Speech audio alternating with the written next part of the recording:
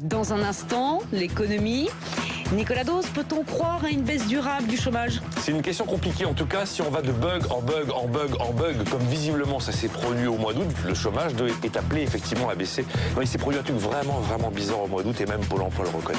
Mais vous allez nous le raconter dans un instant, merci. Notons quand même cette belle décrue du chômage au mois d'août, moins 1,5% pour la catégorie A de Pôle emploi avec 50 000 demandeurs d'emploi en moins. Voilà pour les chiffres, Nicolas. Ouais, c'est marrant, hein, l'actualité a fait volte-face hier. La nouvelle est sublime, elle est merveilleuse et puis tout de suite, très vite en tout cas, elle est douchée par la confirmation d'une sorte de bug à Pôle emploi. Et c'est Pôle emploi qui le dit, il n'y a pas de magouille dans cette histoire. Hein. Il y a eu en août une explosion des radiations, en tout cas des désinscriptions. 277 500 chômeurs, toutes catégories confondues, n'ont pas été comptabilisés, car ils n'ont pas fait l'actualisation mensuelle de leur dossier. Pôle emploi s'est bizarrement mis en pause au mois d'août, n'a pas envoyé les demandes d'actualisation.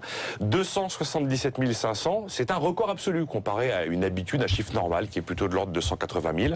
Autrement dit, la hausse du nombre de radiations de août comparé à juillet, plus de 77 000, elle dépasse le recul de 50 000 chômeurs. Alors est-ce qu'il faut comprendre, si on vous écoute, que la baisse du chômage n'est due en fait qu'à un bug chez Pôle emploi? Malheureusement, très largement hein, pour le mois d'août. Après, vous avez deux autres explications. Les jobs d'été, qui font évidemment toujours baisser le chômage en août.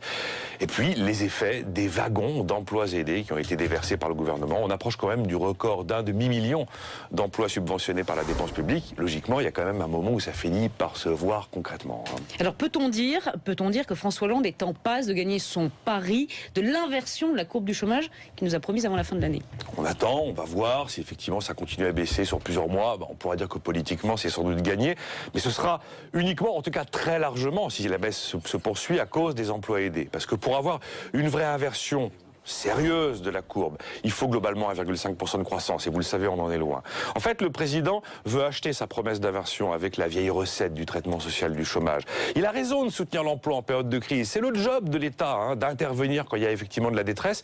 Mais ce n'est pas une politique de l'emploi. Au mieux, c'est une politique sociale, voire parfois une politique de la ville. Parlons net, hein, les emplois d'avenir, ça sert à quoi? À occuper les jeunes pour éviter de les retrouver dans les centres-villes et les centres commerciaux.